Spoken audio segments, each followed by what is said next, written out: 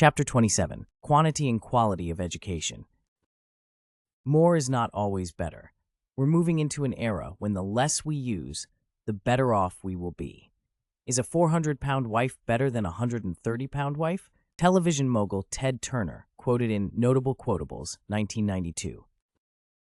The phenomenon called economies of scope, a related term is economies of scale, meaning the greater efficiency of larger-scale production, has been known for centuries. William Petty, a predecessor of Adam Smith, made the point when talking of the advantages of a large city like London over a small city. The gain which is made by manufactures will be greater as the manufacture itself is greater and better. Each manufacture will be divided into as many parts as possible, whereby the work of each artisan will be simple and easy. As for example, in the making of a watch, if one man shall make the wheels, another the spring, another shall engrave the dial plate, and another shall make the cases, then the watch will be better and cheaper than if the whole work be put upon any one man. And we also see that in towns and in the streets of a great town, where all the inhabitants are almost of one trade, the commodity peculiar to those places is made better and cheaper than elsewhere. The theory, economies of scope, stem from 1. The ability to use larger and more efficient machinery, 2. The greater division of labor in situations where the market is larger, 3. Knowledge creation and technological change, and 4. Improved transportation and communication. We shall take up each of these factors briefly at first, then in more detail. Please keep in mind as we proceed that there is no easy and neat distinction between increases in productivity due to increased knowledge and increases in productivity due to economies of scope. They are interdependent, and both are accelerated by population growth. 1. A bigger population implies a bigger market, all else equal. A bigger market promotes bigger manufacturing plants that likely are more efficient than smaller ones, as well as longer production runs and hence lower setup costs per unit of output. 2. A larger market also makes possible a greater division of labor and hence an increase in the skill with which goods and services are made. Adam Smith emphasized the importance of the division of labor and used the famous example of pin making. Petty, quoted above, cited a more vivid example. Specialization can also occur with respect to machinery. If the market for a firm's goods is small, it will buy multi-purpose machines that can be used in the production of several kinds of products. If its market is larger, the firm can afford to buy more efficient specialized machines for each operation. Larger markets also support a wider variety of services. If population is small, there may be too few people to constitute a profitable market for a given product or service. In such a case, there will be no seller, and people who need the product or service will suffer by not being able to obtain the good they want. Increased population must be accompanied by an increase in total income if there is to be a bigger market. More babies do not automatically mean a bigger total income, especially in the short run. But under almost any reasonable set of assumptions, when the increment of population reaches the age at which youths begin to work, total income and total demand will be larger than before. 3. Economies of scope also stem from learning. If you are putting your first set of tires onto a car, the second tire goes much faster than the first one. The more airplanes or bridges or television sets that a group of people produces, the more chances they have to improve their skills with learning by doing, a very important factor in increasing productivity. The bigger the population, the more of everything that is produced, which promotes learning by doing. 4. A bigger population makes profitable many major social investments that would not otherwise be profitable, for example, railroads, irrigation systems, and ports. The amount of such construction often depends upon the population density per given land area, as is discussed in Chapter 25 on population and capital. For example, if an Australian farmer were to clear a piece of land very far from the nearest neighboring farm, he might have no way to ship her produce to market, and will have difficulty in obtaining labor and supplies. But when more farms are established nearby, roads will be built that will link her with markets and supplies. Such reasoning lay behind Australia's desire for more immigrants and a larger population, as it did in the American West in the last century. Also, public services such as fire protection often can be provided at lower cost per person when the population is larger. There may also be diseconomies of increased scale, however, such as congestion. As the number of sellers and activity in, say, a city's wholesale fruit and vegetable market increases, transacting one's business may become more difficult because of crowding and confusion. Each additional person imposes some costs on other people by decreasing the space in which the other person can move around and by inflicting his pollution, soot, noise, litter on other people. Therefore, the more people there are, the less space each person has, and the more pollution each suffers from, all else equal. These effects would be felt both in a decreased ease and joy of living and in higher prices due to the higher costs of production caused by congestion. This sort of diseconomy of scope is very much like the concept of diminishing returns from a given acre of land that is at the heart of Malthusian reasoning.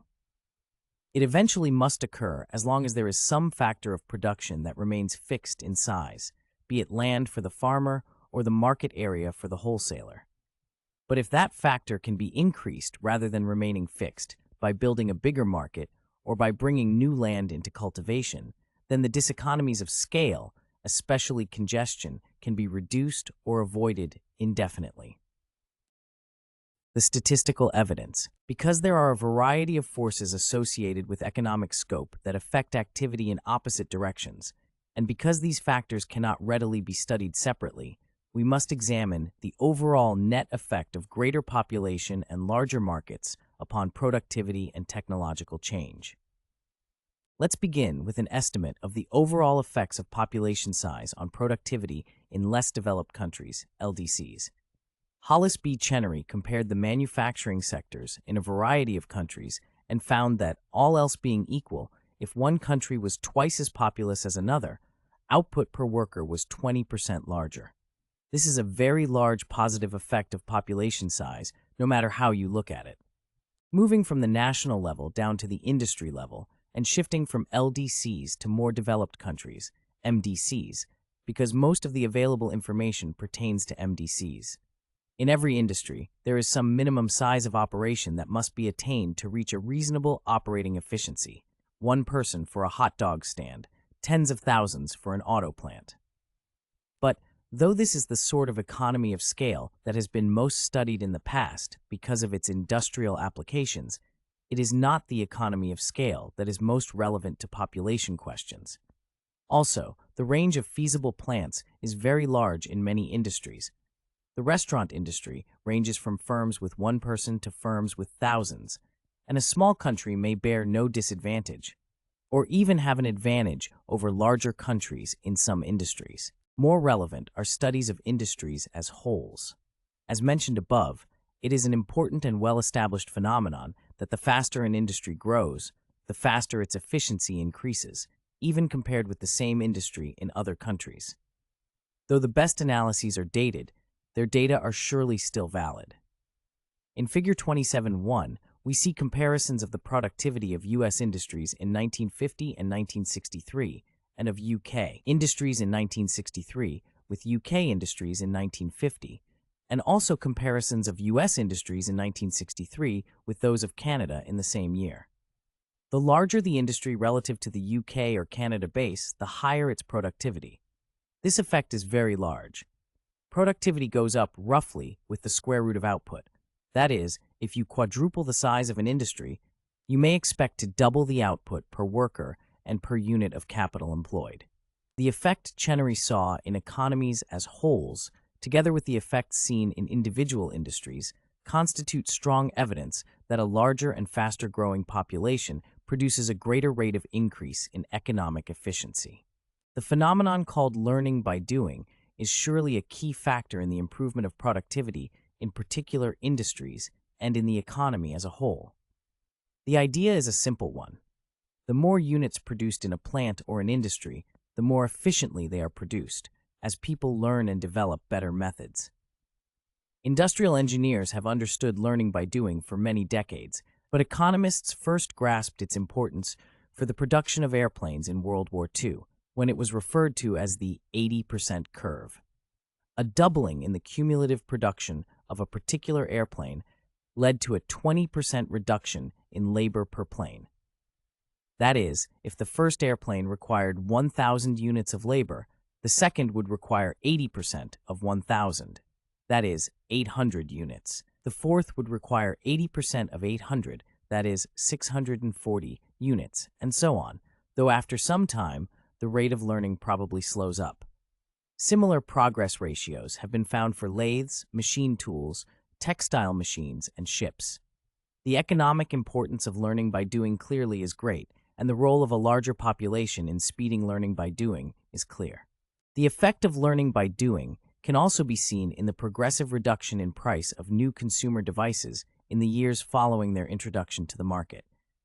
The examples of room air conditioners and color television sets are shown in Figure 27.2. The various studies of productivity discussed earlier automatically subtract costs of congestion from the benefits of scale. Congestion should be reflected more sharply in the cost of living data for cities of different sizes.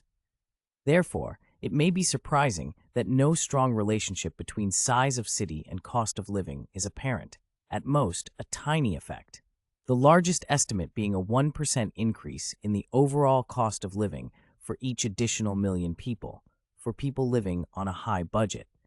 Other estimates range downward to no effect at all. Furthermore, a study of the relationship of city size to the prices of over 200 individual goods and services found that although more prices go up with increasing city size than go down, for almost every good or service, workers are found to be more productive in the larger cities after the higher wage in bigger cities is allowed for. And the higher incomes in larger cities more than make up for the higher prices, so that the overall purchasing power of a person's labor is greater in the bigger cities. This suggests that the disadvantages of congestion are less than the positive effects of larger population, including better communications and more competition on the standard of living in larger cities. Quantity and quality of education. A reduction in the quality or quantity of education that children receive was long thought to be a negative effect of population growth. Human capital, as well as physical capital, is crucial in the productivity of an economy, and people might not wish to provide, or authorities might not demand, enough additional tax revenues to maintain an equivalent level of schooling in the face of population growth. If so, a larger population, with its larger proportion of children, might lead to less education on the average, and thus less increase in the stock of knowledge than a smaller population. The conventional theory of population growth's effect upon the amount of education per child is straightforward. Malthus, a fixed educational budget of money and resources divided among more students implies less education per student. But as we know from a host of evidence, people and institutions often respond to population growth by altering the apparently fixed conditions. In agricultural countries, for example, having more children causes parents to increase their labor on the land. And in industrial countries, when there are additional profitable opportunities for investment, people will shift some resources from consumption to investment. Children's education constitutes such an opportunity. Therefore, we must allow for responses contrary to the simple Malthusian pie-sharing theory. There is no way of knowing from theory alone which of the two effects, dilution of resources or increase of work, will dominate. Therefore, we must turn to empirical data. A comparison between rates of population growth in LDCs and the amounts of education given to children shows that an increase in the fertility reduces educational expenditures per child and secondary enrollment, but not primary or post-secondary enrollment.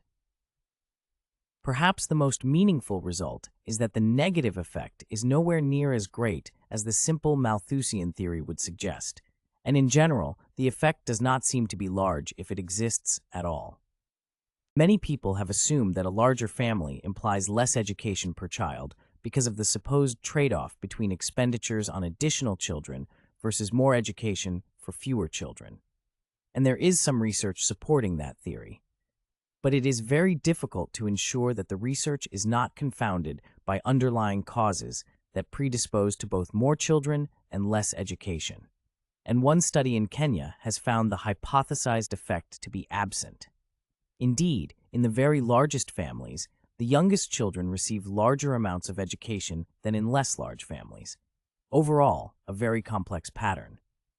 Yet in any case, the effects are so small that it is safe to assert that allowing parents to have as many children as they desire will not drag down economic development by reducing the educational level.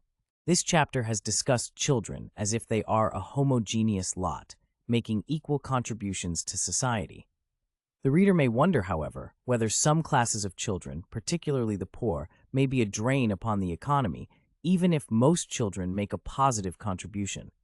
There seems to be no evidence for this view, however. Summary: in addition to the acceleration of progress in knowledge creation and technology discussed in the previous chapter, a larger population also achieves economies of scope. A larger population implies a larger total demand for goods. With larger demand and higher production come division of labor and specialization, larger plants, larger industries, more learning by doing, and other related economies of scale. Congestion is a temporary cost of this greater efficiency, but it does not seem to present an ongoing difficulty in the context of production. Population growth may or may not reduce the amount of education that children receive. Even if it does, the effect is not nearly as great as simple Malthusian reasoning suggests, and not great enough to have much effect on an economy. Babies don't create knowledge and improve productivity while still in their cradles, of course. And though the family bears most of the cost, society at large must also contribute to bring the baby to productive adulthood. This means that if you do not look as far as the next 25 years, the knowledge that will be created by someone else's baby born today does not interest you, and that baby is therefore a poor social investment for your taxes. But if you feel some interest in and obligation to the longer-run future, perhaps because you yourself are today enjoying the fruits of educational expenses that others paid 25 or 50 or 100 years ago, then you will view the knowledge that will be produced by today's children as a great benefit. In Chapter 26, we shall see just how great the benefit is and how it overwhelms the social cost of the additional children.